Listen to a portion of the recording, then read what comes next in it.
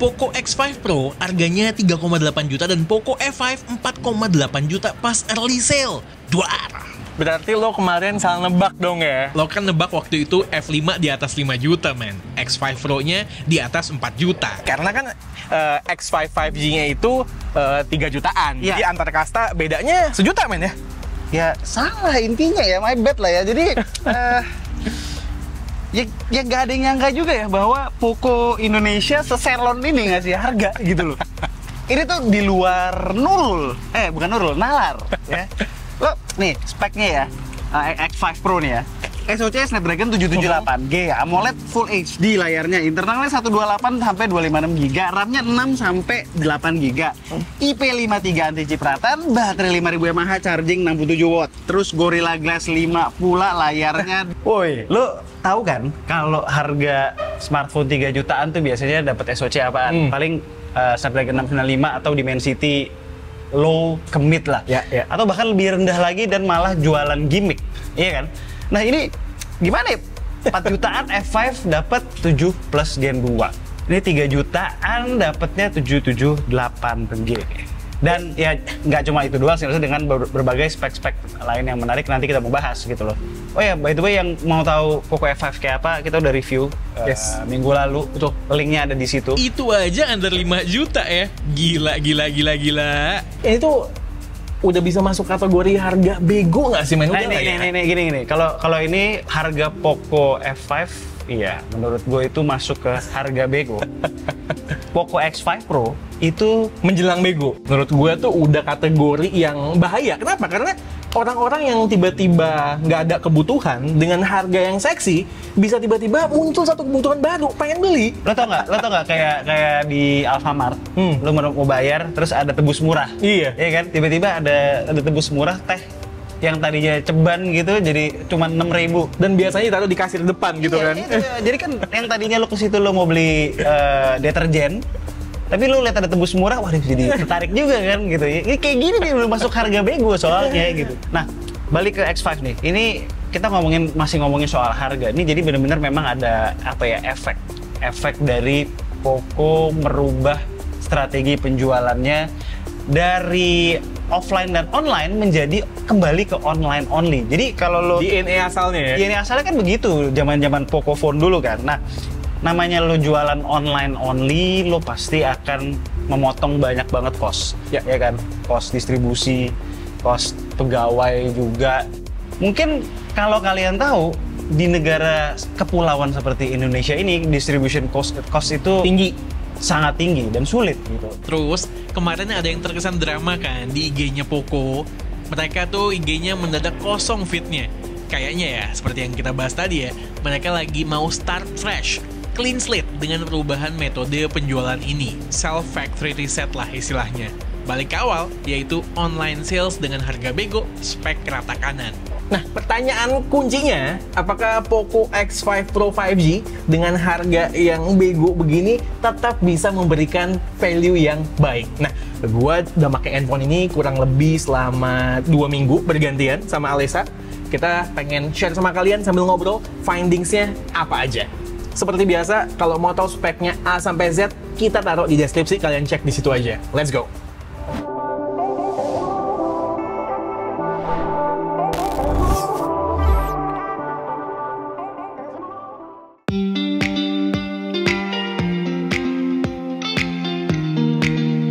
Men, pas review Poco F5 kemarin, itu ada yang bilang gini di kolom komentar, "Bang, ini kenapa kayak berasa advertorial ya?" Karena kayaknya kita ngebagus-bagusin banget. Gini, di review K2G, yang namanya harga itu punya pengaruh besar dari tone. Yang penting kan nggak plusnya doang kita kasih tahu, tapi minusnya juga. Dan walaupun yang lagi-lagi ketika kita factor in harganya yang masuk ke harga bego begini, ya mungkin minus-minusnya akan mudah sekali dijustifikasi gitu. Jualan utama Poco X5 Pro 5G ini SoC dan harga 778G under 4 juta. Selesai itu kompetisi. Harga segitu biasanya dapat SoC kentang kayak Snapdragon 695 atau Dimensity yang mediocre. Sebelumnya, kalau kita mau dapetin SoC 778G atau kembarannya 782G, kita harus keluar duit minimal sekitar 4 jutaan. Nah, buat yang nggak tahu nih, 778G, ya mungkin mereka bukan tech enthusiast atau 2 tahun terakhir hidup di dalam gua, mungkin. Ya, intinya gini sih, 778G itu menurut gua masih sweet spot, man. Sweet spot. Antara performa, efisiensi, suhu, dan lain-lain. Ya, namanya manusia ya, kan nggak pernah puas. Ya kan, nggak pernah puas dalam arti kata, selalu pengen yang lebih tiap tahun, makanya SoC di-upgrade terus. Tapi sebenarnya kalau kita mau realistis, hampir semua kegunaan smartphone itu sudah bisa dijalani dengan luar biasa di 778G, sekelas 778G. Soalnya kan perkembangan kebutuhan smartphone tuh tidak secepat hardware-nya menurut gue, iya kan? Ya mungkin hal yang kita lakukan di smartphone dengan Antutu yang udah 1,2 juta dengan Antutu smartphone yang 600.000 200.000 nggak beda jauh, segitu-segitu aja gitu kan. Ya paling beda di gamenya juga paling cuma beberapa kan kayak Genshin Impact rata kanan ya di 778G ya mungkin udah nggak kuat, udah nggak nendang, udah nggak stabil itu. Tapi buat game-game lain kayak misalnya gue main MOBA, gue mainnya LOL Wild Rift, gue main 2-3 game itu ya 60 fps terus. Switch itu sebenarnya satu note nih ya, ini rada aneh menurut gue. Semua smartphone itu sekarang kalau main Wild Rift itu bisa 120 fps. Settingannya itu nyala. Dan di sini juga sebenarnya settingannya nyala 120 fps. Cuma begitu gue nyari 120 fps tuh dia nggak jalan di Poco X5 Pro. Cuma di F5 sih jalan. Ya kalau dibuat di game aja seaman itu, gue coba buat pakai daily di berbagai apps itu sama sekali nggak ada masalah. UI lancar, was gitu kan. Gue pakai buat ngedit satu reels di CapCut yang timelinenya itu cukup kompleks juga aman-aman aja, fine-fine aja. Gue nggak punya complaints yang berarti.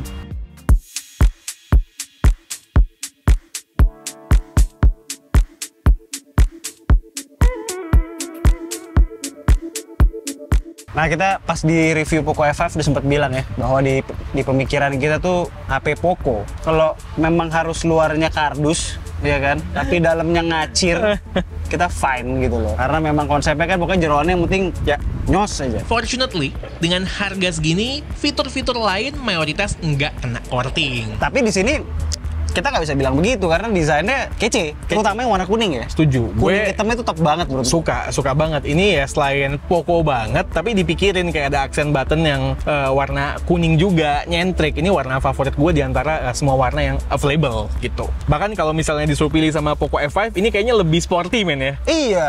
Coba gue tuh sebenarnya berharap Poco F5 bentukannya ada kayak begini dikit gitu ya. Secara warnanya, secara overall design language-nya tuh kayak begini malah. Overall, walaupun bodinya ini terbuat dari bahan plastik, di tangan feel-nya itu tetap solid ya. Terus buat kalian yang mikir ini desainnya yang udah overuse banget sama Poco sendiri, tapi ya sama kita tetap suka sama style desain dari yang seperti ini. Terutama kalau warnanya kuning hitam ini ya. Aksennya tuh di windownya hitam, terus the rest of the body-nya kuning, terus juga tone-nya tuh bagus, terus finishingnya juga di kuningnya tuh ada efek-efek glitternya dikit ya kalau di bawah matahari ya. Iya, cuman nggak yang norak gitu. Apa sih kayak sandblast finish, tapi bukan, nggak tahu lah apalah. Bagus lah pokoknya ya kalau dilihat in person. Terus soal desain juga tuh kan serba ngotak ya. Frame-framenya ngotak, belakangnya benar-benar flat ngotak, berasa ada kesan mahalnya tuh jadi masih berasa. Terus juga soal desain lainnya, elemen desain lainnya yang gua apresiasi juga adalah masih adanya headphone jack, air blaster pasti ada kalau Poco Xiaomi kan. Terus ya SIM cardnya dual SIM, sayangnya sudah nggak bisa pakai SD card. Yang spesial juga di harga segini itu look depannya yang simetris bezel-bezelnya.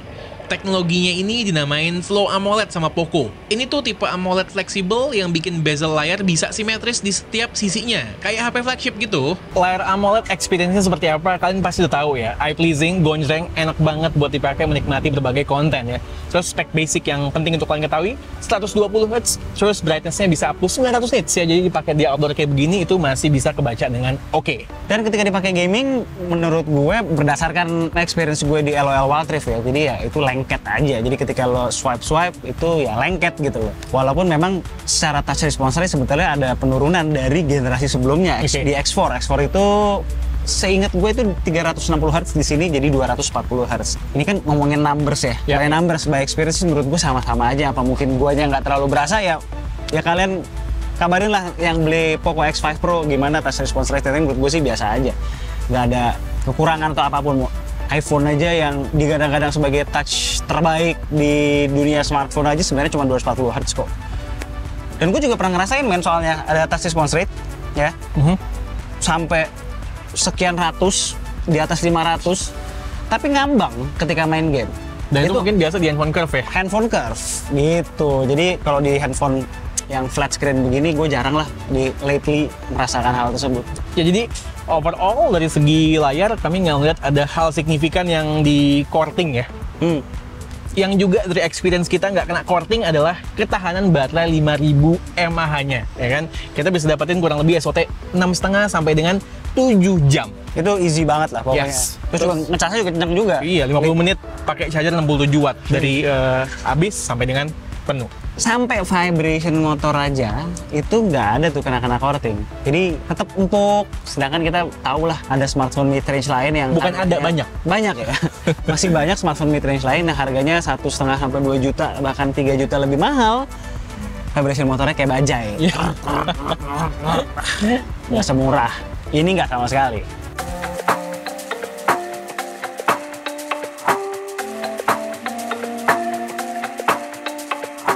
Oke, ngobrolin kamera, total ada 4. 3 di belakang, 1 di depan. Main kameranya 108 megapiksel, nggak punya OIS. Terus ada lensa ultra wide 8 megapiksel dan lensa gimmick makro 2 megapiksel. Selfie-nya 16 megapiksel. Output main kameranya itu bagus di kondisi good lighting, baik secara detail maupun dynamic range dengan tone warna yang eye-pleasing. Mainstream user sih bakalan suka ini.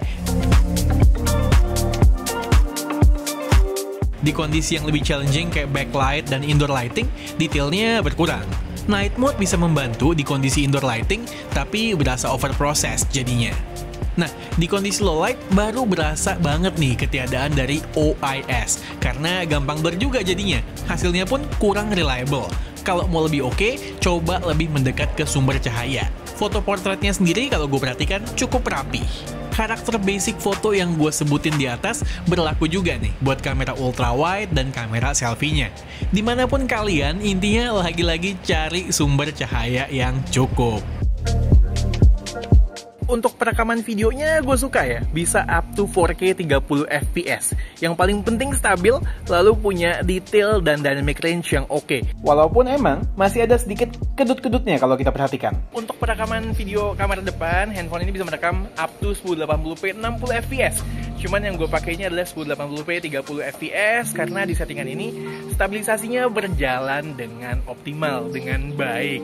Overall, output video dari handphone ini reliable ya, secara Snapdragon 778G dong, bukan MediaTek.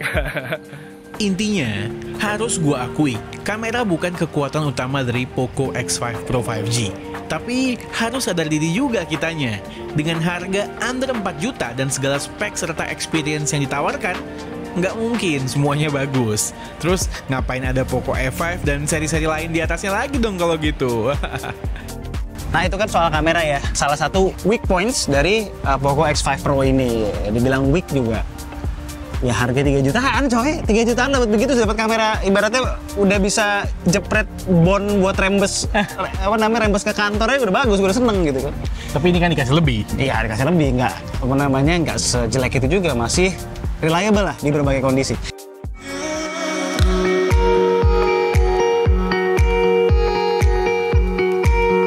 Nah, gimana? Udah mulai terdengar seperti iklan video ini? Ya gimana dong ya? Ya harga segitu dikasih barang kayak begini ya super happy lah kita. Iya. Nah terus gimana dong supaya nggak kayak iklan-iklan banget? Ya kita harus komplain. Ya. Gue bingung juga mau komplain apa ya. Kalau harganya 4 sampai 4,5 juta, sebetulnya ada beberapa yang bisa kena komplain nih sama K2G. Apa ya, kayak misalnya stereo speaker. 3 jutaan dapat stereo speaker sebenarnya udah bagus kan. Oke lah, kita komplain aja lah. Cempreng menurut gue ya. Bassnya nggak berasa, sekedar ya stereo speaker, tapi it's not that good. Mungkin selain stereo speaker, kalau gue boleh tambahin tadi by numbers ya kan, touch sampling rate-nya tidak sebaik generasi pendahulunya. Terus apa lagi? SoC kali ya paling ya. SoC kurangnya apaan? Ya udah umurnya aja, umurnya udah 2 tahun deh gitu loh, walaupun masih bagus. Cuman kayak hater gitu kan pasti bakal, ngapain pakai SoC umur 2 tahun udah bangkotan gitu kan. Jangan-jangan di bawah ada yang bilang mending 695 gitu. Gila kali. Poin kritikan selanjutnya, men, kita berbicara mengenai kamera. Outputnya itu paling optimal di kondisi good lighting. Expected kok ya, karena dia nggak ada OIS. Ya. Dan yang paling reliable lagi-lagi output kamera utamanya tentu. Ya tapi ini barang under 4 juta cuy. Serius lu masih mau komplain nitpicking begitu? Lagi-lagi berkali-kali gue bilang, ketika kita taruh factor in harganya yang 3 jutaan, ya semua itu menurut kita berdua ya, itu nggak ada yang deal breaker. Paling yang potensi deal breaker buat orang, which ini sebenarnya urusannya sama selera juga, adalah ya MIUI gitu. Kalau orang udah nggak suka MIUI ya nggak suka aja, itu kan selera, gimana mau dipaksa gitu kan. Cuman gue tau banget nih, kalau yang udah beli ini tuh biasanya udah langsung mikirin custom ROM aja, langsung ganti, yakin banget karena menurut gosipnya udah banyak juga developer yang bikin custom ROM buat Poco X5 Pro ini. Semua minus tadi, men, sulit buat dijadiin deal breaker ketika harganya 3 jutaan. Tapi ada satu yang bisa jadi deal breaker banget. Calon deal breaker ya buat kan? orang. Handphone ini walaupun udah menggunakan MIUI 14, tapi dia datang dengan Android 12. Walaupun udah kalau kita ngitung sama janjinya Poco yang bakalan ngasih 2 kali major OS upgrade dan 3 tahun security patch, yang mentok-mentok dia bakalan dapatnya itu di Android 14 doang. Ya, memang ini harus jadi pertimbangan kalian sebelum membeli Poco X5 Pro ini. Ini gara-gara ini gue semakin yakin, men. Di kolom komentar tuh para opreker udah langsung berteriak, custom ROM aja bang, biar update-nya lancar terus. Ya terserah kalian lah, cuman kan kita nggak bisa merekomendasikan hal tersebut, ya kan? Bisa, cuman ya kita harus ngomongin apa adanya, bukan ngomongin berdasarkan ada atau tidaknya custom ROM. Kan yang beli bukan tech enthusiast semua. Iya, terus mumpung ngomongin software update ya, gue lagi-lagi mau remind Poco Indonesia supaya lebih rutin, lebih lancar, lebih rajin lagi update-nya. Kalau bisa setiap bulan atau minimal 2 bulan sekali ada update. Ya kan, jadi tetap punya edge di atas Transsion Group, Infinix dan kawan-kawan lah soal update ini yang mereka kan memang terkenal goib. Jangan sampai Poco jadi terkenal goib juga soal update.